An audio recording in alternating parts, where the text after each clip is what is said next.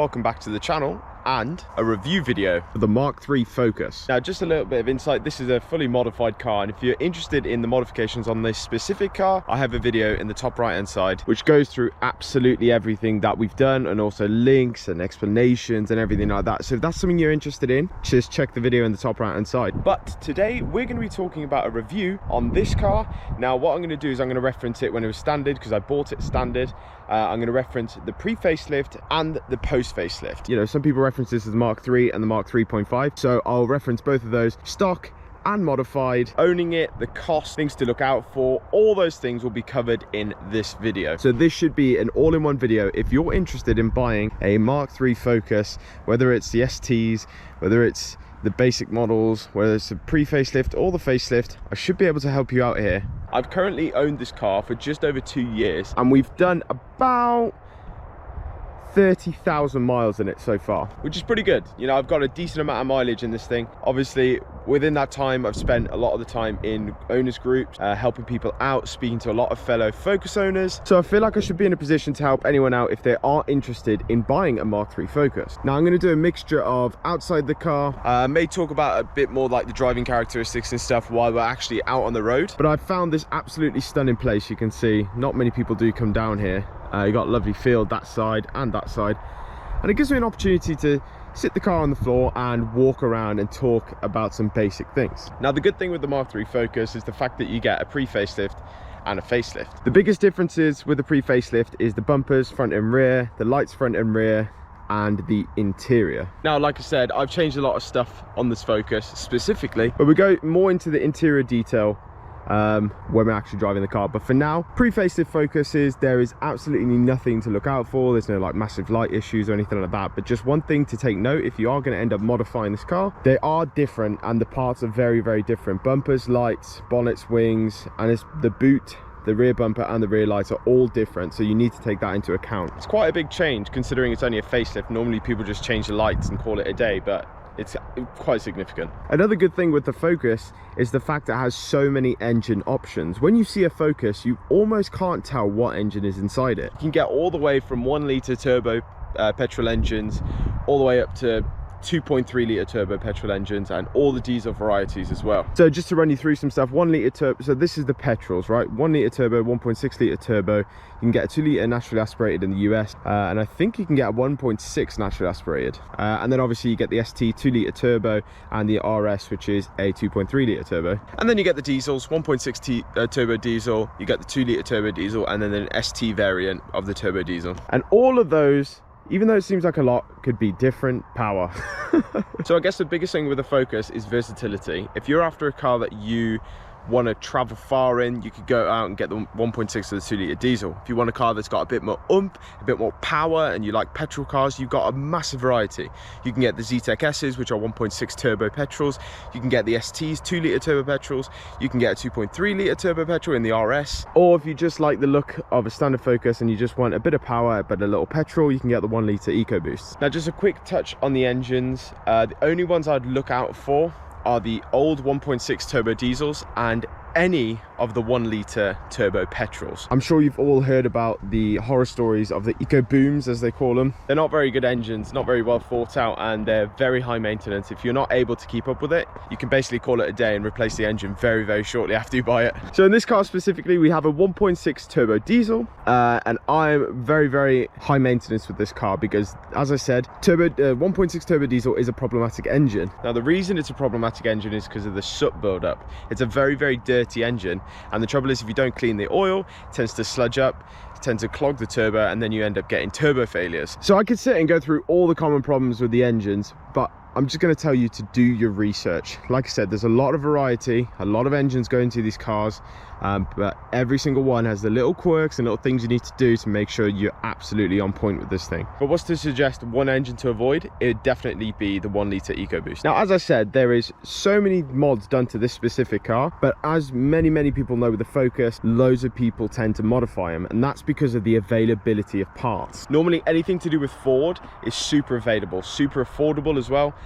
So many companies tend to work with Ford, So when you're buying this and you're thinking, God, I just want to make it look good as well, it's cheap and it's cheerful. The only problem is when you start coding stuff. Now we're going to move on to the inside now, because I think it's more fitting talking about coding stuff. When you want to add the likes of auto lights and wipers, different stereos, and you want to start changing stuff, you have to code stuff, unfortunately. I think that's the case on modern cars nowadays anyway, so it's nothing different with Ford. However, the trouble is most diagnostics equipment you can buy, like the little dongles, are compatible with VW, Audi, Skodas, BMWs, all that sort of stuff, but not compatible with Ford. But it's not expensive. I've got the adapter myself, I've got the software. It's not expensive, it's really cheap, and you can work your way around it, which also, if you look at it in that way, once you get used to the software like I have, using it for about 1.5 years, it is a really powerful tool to be able to access and diagnose Ford equipment all by yourself. Anyway, so talking about the standard interior, right?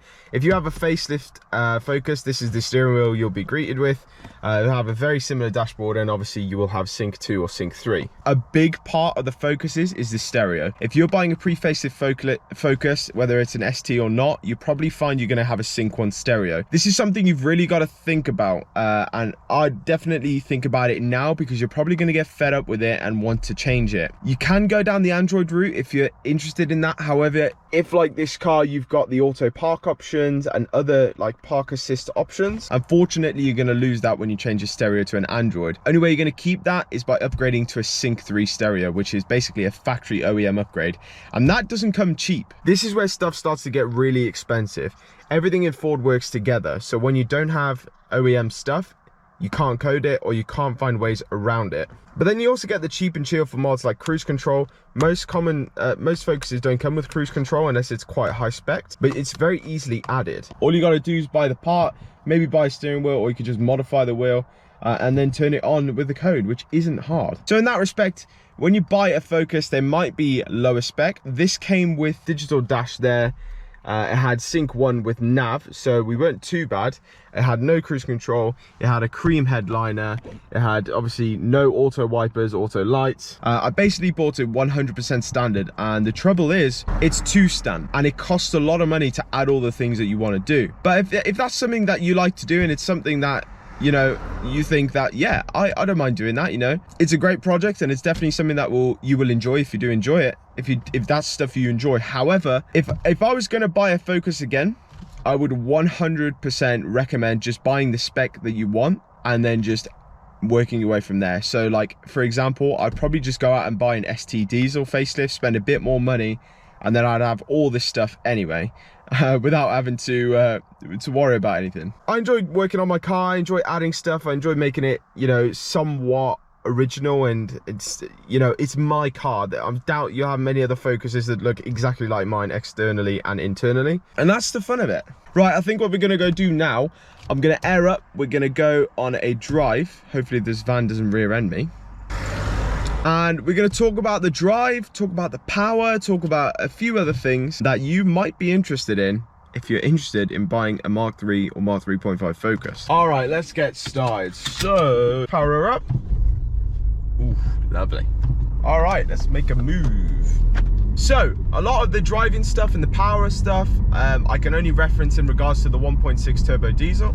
I haven't really I don't think I've driven any other engine in a Focus bar the 1 litre turbo petrol. So I guess we could have a talk about that. Like I said earlier, you get so many engine options with this car, and it's something that is one of the most amazing things with the Focus. You can have your Focus and you can fine tune it to exactly what you want. Whether that's a very economical little petrol or a very, very fast diesel. You can have everything in between. Now I chose specifically to go for the 1.6 turbo diesel purely because that's what they had. I read a lot about 1.6 turbo diesels being a problematic engine, and I bought this car taking that fully on board. A bit of research and a bit of advice from other 1.6 TDCi owners. Basically just keep up the maintenance, keep changing oil every 6,000 miles, and just be preventative. Go out, you know, if you're doing something, look around the area and look if there's any issues. Every service, I'm out there looking for any problems, oil leaks, any boost leaks. Obviously we change the oil more than what the manufacturer recommends, and the great thing about that is it's very, very cheap. Like a service for me, parts wise, would cost me about 40 quid, which is not bad. You go to the likes of VW or Audi, you know, even Peugeot, they use such a specific oil that it just puts the price through the absolute roof. You end up paying 90 quid for oil alone. So yeah, once again, Ford, a very common brand. Everyone likes Ford. There's loads of them on the road, and you can get stuff very, very cheap, especially when it comes to servicing. So power wise, I've driven the 1 litre EcoBoost, as I said. That's a pretty pokey car. If you like a little fun petrol and you want a small displacement, that's definitely the one to get. I haven't driven the 1.6 turbo petrol. However, I very much would like to. I think that will be a very, very good engine. If it's anything similar to the Fiesta ST's 1.6 turbo petrol, that's definitely going to be a lot of fun, especially in a Focus. And the 2 litre STs I haven't driven, and the 2.3 RS I have not driven. However, I imagine they're absolutely fan-bloody-tastic. Now moving on to diesels, obviously this is a 1.6 turbo diesel. When you first get it, you're gonna hate it. The power is not there. There's a horrible first gear boost like limit thing, and you can barely make it off a roundabout with the amount of power you have in first. So when you first get this car, you're gonna hate it. But the workaround really is as simple as a remap. Now I recommend this to anyone, any car, any engine, just get it remapped. It runs way better, tends to get better fuel economy, and you obviously get the extra power when you want to have some fun with it. The 1.6 blew my mind when I remapped it. Unreal power. Like, and I don't mean this would be an ST, it just won't. And it probably will just about keep up with a 2 litre. Diesel, but it's a mountain of difference. You get all the torque delivery in first gear, and obviously the miles per gallon on this car is insane. You can easily touch 60 miles per gallon on the motorway, absolutely easily. And when you're driving around like this, probably, you know, 50 to 60 quite easily. So yeah, with a combination of having the ability to have very nice miles per gallon and also choose between the equivalent of petrol or diesel and whatever displacement you fancy, I think it's a brilliant thing. I think it's an absolutely fantastic idea. But just like I said earlier, make sure you're doing your research and you check in, okay, what are the common problems for every engine? Now, if I'd buy this car again, I wouldn't get the 1.6 turbo diesel, definitely not. But where I came from before, I came from a Toyota Aygo, which was literally 60 horsepower. Going from that to the 1.6 diesel anyway, standard was a big jump, and then remapping it was even bigger. So I was very happy with that. Now, in general, the drive standard, when you're looking at like the Zetec S, the STs, and the RS, the Zetec S handles very, very well.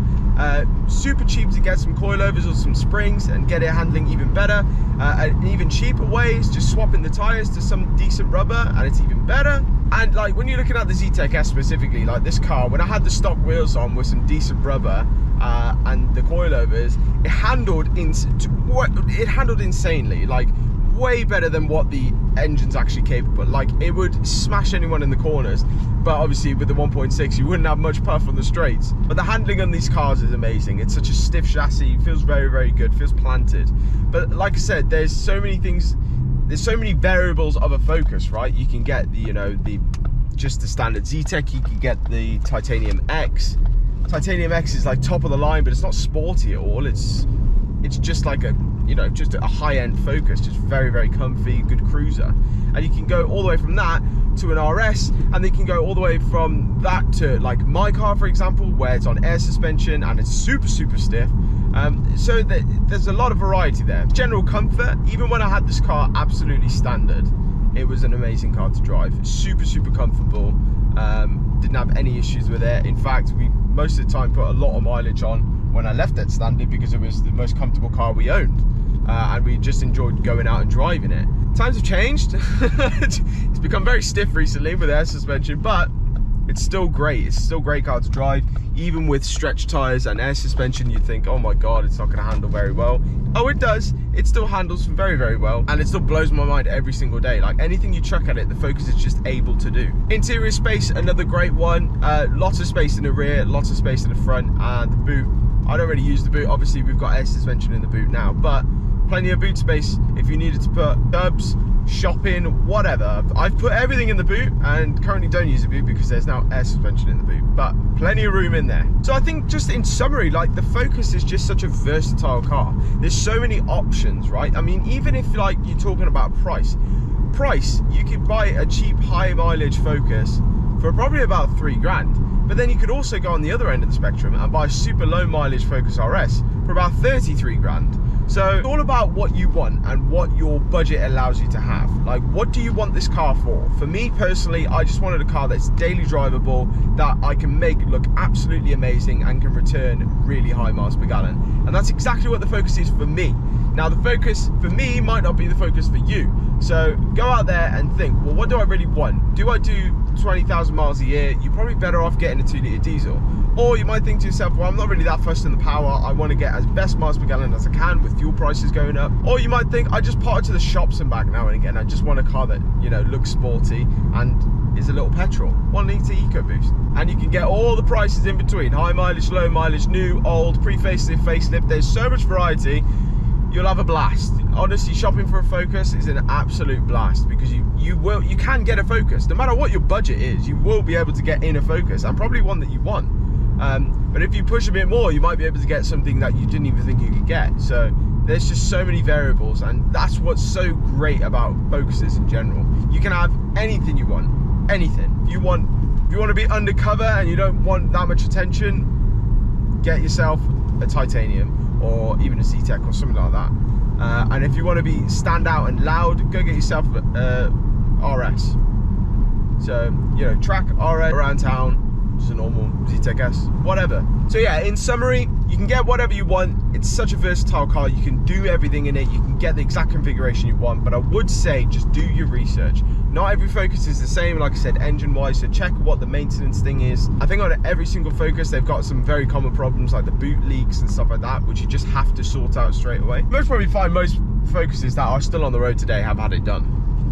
And I did it on here and it wasn't really that hard. I think it's a car that everyone should definitely own at least once, or at least drive one and see what you think.